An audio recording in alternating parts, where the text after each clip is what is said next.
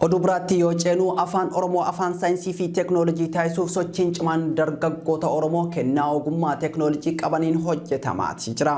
Afaan Oromoo akkuma afaanota addunyaa biroo afaan saayinsii fi teeknooloojii gochuuf hojiin waggoota as aanan kana hojjetamaa jiruun yeroo ammaa dhaabbanni Google afaan Oromoo akka afaan dhaabbatichaa ta'u hayyama kennuu isaa ogeessi ICT fi abbaan marsariitii Oro ICT dargaggoo Abdiisaa Baancaa Jaarraa BBS itti himeeti jira. Afaan Oromoo afaan Google akka ta'uuf gaafiin bara 2016 jalqabee gaafatamaa tureen dhaabbatichi qorannoo barbaachisu adeemsuun afaanichi akka afaan Google ta'uuf hayyamee jira. Afaan kana ammoo afaan Google gochuuf gaalee himaa fi jechoota hiikuun barbaachisaadha kan jedhu dargaggeessi gama teeknooloojiitiin dhimma afaan Oromoo irratti dalagaa jiru kun namni ogummaa afaanii qabu kamuu bakkuma jiru taa'uun afaan Oromoo toora onlaayiniitiin hiikuun dirqama isaa bahuu qaba jedha. Afaan Oromoo afaan saba guddaa fi cunqursaan guddaan impaayera Itoophiyaa keessatti irra gahaa kan ture yoo ta'u qabsoo uummanni Oromoo taasisaa turee fi sochii dagaaginsa afaan Oromoo Sheek Bakrii Saapalloo, Onesmoos Nasiib, Asteer Qannoo, Sheek Dr. Muhammad Rashaad Abdullee, Hayilee Fiidaa fi qabsaa'ota birootiin Itoophiyaa keessatti awwaala gabrummaa keessaa mataa ol baafatee afaan barnootaa fi afaan hojii mootummaa naannoo Oromiyaa ta'e. Ta'us guddinaa fi baay'ina uummata isa dubbataa jiru wal bira qabame yoo ilaalamu guddinni afaanichaa bakka barbaadamu hin geenye. Kunis xiyyeeffannaan qaama mootummaa Oromiyaatiin itti kennamuu dhabuun waggootaaf afaanichi afaan hojii fi barnootaa mootummaa naannoo Oromiyaa qofatti daangeffamee tureetii jira. Dadammaqiinsa dhaloota qubeetiin afaanichi baroota askaluu keessa afaan saayinsawaa fi teeknooloojii taasifamuu sochiin dargaggoota Oromoo ogummaa teeknooloojiitiin badhaadhaniin hojjetamaatii jira. Piroojeektiin guddichi jaatanii afaan Oromoo jedhu irratti hiikkaan jechoota afaan Oromoo hojjetamaa turus xumuramuu dhabuu isaatiin afaanichi saffisa barbaadameen tarree afaanota Google galuu hin dandeenye. Yeroo amma addunyaa irratti afaanonni 109 ol afaan Google ta'uun tajaajilaatii jiru. Dhimma kana furuuf dandeettii fi beekumsa qabuun gara hojiitti kan seene ogeessi ICT fi abbaan marsariitii Oro ICT Abdiisaa Baancaa afaan Oromoo akkuma afaan biroo afaan saayinsii fi teeknooloojii akkasumas afaan Google ta'uu qaba jedha. Dargaggoo Abdiisaa Baancaa turtii BBS wajjin taasiseen afaan Oromoo afaan saayinsii fi teeknooloojii taasisuuf maaltu hojjetamaa jira jennee gaafannee akkas jechuun ibse. Yeroo ammaa afaan Oromoo afaan saayinsii fi teeknooloojii taasisuudhaaf maaltu hojjetamaa jira? Waa'een kun yeroo hedduu gaaffii namoota hedduutti ta'a. Chaalenjiiwwan biyya keessaa fi biyya alaa irraa turan irra waa'ee afaan Oromoo kun hangam deeme eessa gahe wanti jedhu deebi'ee numattuu gaaffii ta'a. Haa ta'u garuu yeroo ammaa afaan Oromoo sadarkaa namatti tolu sadarkaa tokko waan ol dhufaa jirutu jira. Kunis gaaffii waggaa 5 ture 2016 irraa kaafnee gaafataa turre dhaabbanni Googleedha. Hiikkaa isaan hayyameeti hiikuu eegallee jirra. Kana qofa odoo hin taane telegiraama akkasuma immoo feesbuukiinis dhaabbileen gurguddoo addunyaa afaan hojii godhataniiti haala sochoosaa jirantu jira waan ta'eef carraa hojiis ta'ee guddina afaaniitiif sadarkaa ka Googilii kun hin xumurame yoo ta'e afaanota gurguddoo 300 jiran keessatti ol guddataa jechuudha. Afaanichi akka Oromiyaatti osoo hin waaltessin dura afaan Google taasisuun hojii kanaaf danqaa hin uumu gaafii jedhuufis Abdiisaan wantummaan gufuu guddaa nutti ta'e duubatti nu harkisaa jiru afaanichi sadarkaa Oromiyaatti wayitaawaa ta'uu dhabuudha jedhama. Sagalee gara. Afaanichi akka Oromiyaatti osoo hin wayitessin afaan Googlaa yookaan immoo afaan dhaabbilee gurguddaa idil addunyaa gochuun hin ulfaatu. Ammayyuu wanti gufuu guddaa nutti ta'e isaa akka sadarkaa naannootitti yookiin akka sadarkaa biyyaatitti afaanichi waal ta'eeti jechoonni irratti hojjetamee jechoota wal fakkaatoo qabaatee jechoota hiikamee lafa kaa'ame dhabuun isaa gufuu guddaa nutti ta'uun tokko isa. Kana jechuun bara 2016 yoo yaadattu ta'e Googilii gaafannee jennaani jecha miliyoona 1 fidaa ka Ingiliffaa afaan Oromoo Ingiliffa afaan Oromootti ka hiikame nuun jedhaniiti.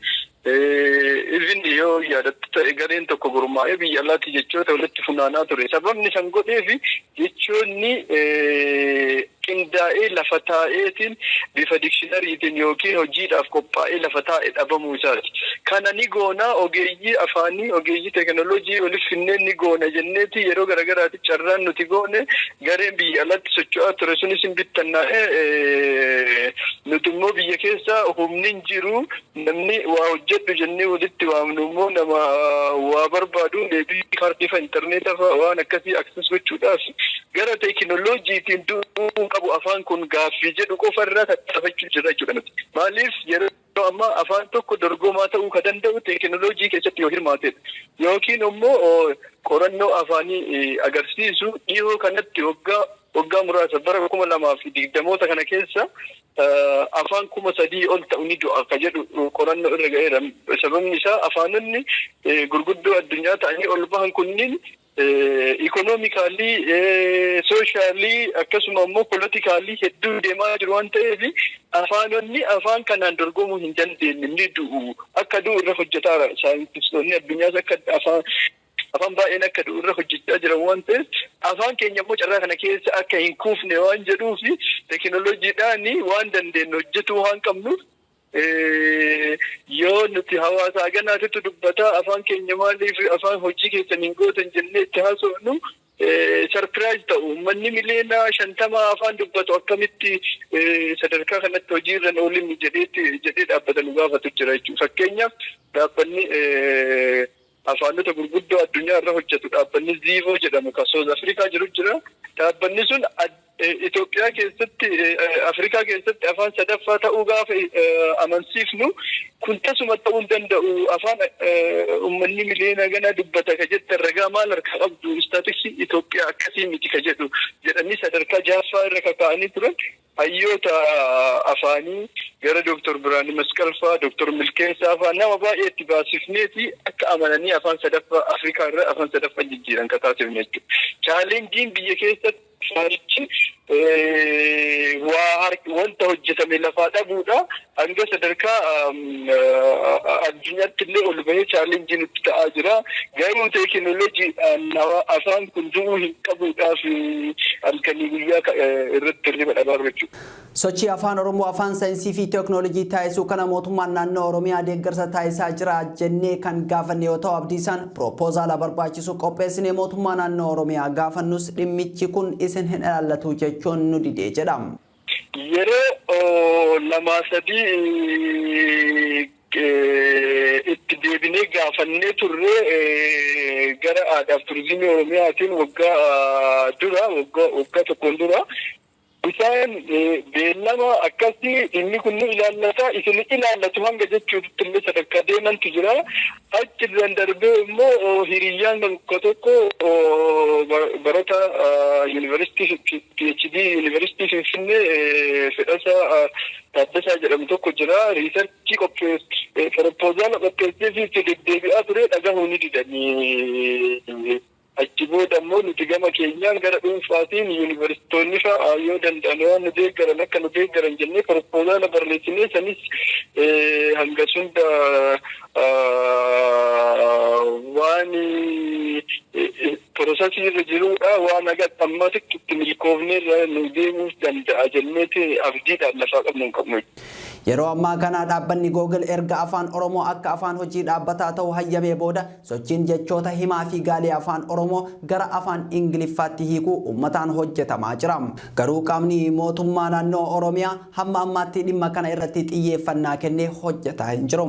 Faayidaan hiikan Google afaan Oromoo qabu keessaa afaan Oromoo tarree afaanota gurguddaa addunyaa taasisuu, afaan hojii dhaabbilee gurguddaa idil addunyaa ta'uu, carraa hojii bal'aa dhalattoota Oromootiif uumuu, oomishaalee adda addaa oomishaman afaan Oromootiin akka raabsamaniif xurree banam, guddina afaanichaatiif shoroo olaanaa taphatuu bira darbee seenaa aadaa duudhaa fi sirna gadaa Oromoo bal'inaan beeksisam. Afaanichi afaan qo'annoo fi qorannoo idil addunyaa keessatti hammatamuuf hiikaan Google afaan Oromoo murteessaadha.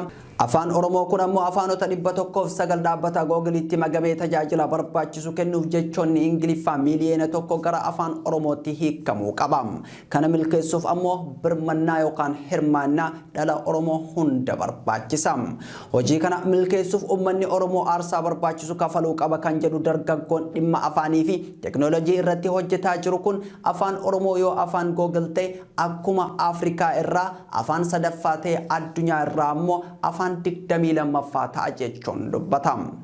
Piroojeektii kana milkeessuuf uummata Oromoo irraa maaltu eegama jetta gara dhumaa irratti? Uummata Oromoo irraa wanti eegamu afaan isaanii jaallatu taanaan afaan isaaniitiif sakrifikeeshinii barbaachisu kafaluudha qabu. Afaan Oromoo sadarkaa addunyaatitti gaafa ol guddifnee yaadne afaan 22ffaadha. Akka baay'ina uummata nuti tilmaamaan harkaa qabnu kanaan shallagamee hojiin isaa barbaachisu hojjetamee onlaayinii galeeti gara teekinooloojiitiin irra hojjetamee jechuudha. Afaan addunyaa irraa afaan 22ffaa ta'a afaan Oromoo. Afrikaa irraa afaan sadaffaa. Kana gochuudhaaf garuu abjuuf hawwii afaaniin nuti hawwinu hin dhufu bileezanii. Hojiidhaan qabatamaan lafa irratti wanti hojjetamu jiraachuu qaba. Afaan keenya guddate jechuun hojii sadarkaa carraa hojiillee uumaa jechuudha. Akkamitti isa bira darbeeti feesbuukii keessatti gaafa afaan hojii ta'u kunoo amma Keeniyaa irratti dhimma afaan Oromoo irratti haasaa jibbiinsaa maal jedhamee haasamu kana kontirool gochuuf afaan Oromoo irratti tiimii qacaramee jira jechuudha. Googiliinis akkas namoota qacarataa jechuudha. Gara hojii uumuutti deemaa jechuudha. Guddina afaanii bira darbeeti gara lammiif hojii uumuutti deema waan ta'eef xiyyeeffannaa guddaa barbaadaa jira. Amma Googiliin tajaajila hiika afaan Oromoo akka Googilitti dabalamuuf onlaayinii eegalee jira. Viidiyoon tokko jira YouTube irra viidiyoo isa ilaalee namni ogummaa afaanii qabu. Akka feesbuukii hiikaan dogoggora akka hedduu hin uumamnee fi namni ogummaa afaanii hiikuu danda'u fedhiidhaan yoo irra hirmaateedha amma waamicha gochaa jiru. Feesbuukii yoo xiqqoo kwaalitii qulqullina isaa baay'ee gadi bu'ee fi namoonni fedhimaan bakka garaagaraa ta'anii inni qabanii qofa hirmaachaa waan turanii fi qulqullinni isaa kwaalitii isaa gadi bu'aadha. Seerlugaa fi sirna afaanichaa isa hordofee miti jechuudha. Kun jechuun immoo nuti profeeshinaalii qaama qindaa'ee osoo hin taane namuma carraa argatetu akka itti fakkaatetti hiikaa waan tureef kanaaf qulqullinni isaa gadi bu'aadha. Qulqullina isa impiruuf gochuun nurraa eegama. Gara feesbuukiitiinis feesbuukiin amma 90% jira. Telegiraamii 77 irra jira. Gallee Google Translationin immoo 100% isaa ammattis nu ibsuu baatu daataabeezii isaanii akka access hin goone nu horkaniiru. Garuu immoo akka afaan Oromoo hiikamu dhaabbatichis ibsa baatee onlaayinii irratti illee jechoota itti galchuu akka eegallee jira. Anu jechuudha 1,000 osoo eegalcheen jira waan ta'eef viidiyoo san sheer godhaanu viidiyoo sanirra namoonni ilaalanii akkaataa itti hirmaachuu danda'anii akka hirmaatan dhimmi afaanii kun dhimma qabsoo keessaa akka ijootitti eenyummaa aadaa sirna safuu saba kanaa tursiisuuf afaan kun turuu qaba waan ta'eef afaan kana irra hojjechuu akka qabnutu dhaamsa biyyaa jechuudha. Dhimma afaanii kana irratti odeeffannoo dabalataa argachuuf waajjira aadaa fi turizimii Oromiyaa qunnamuuf yaaliin taasifnee hin milkoofne.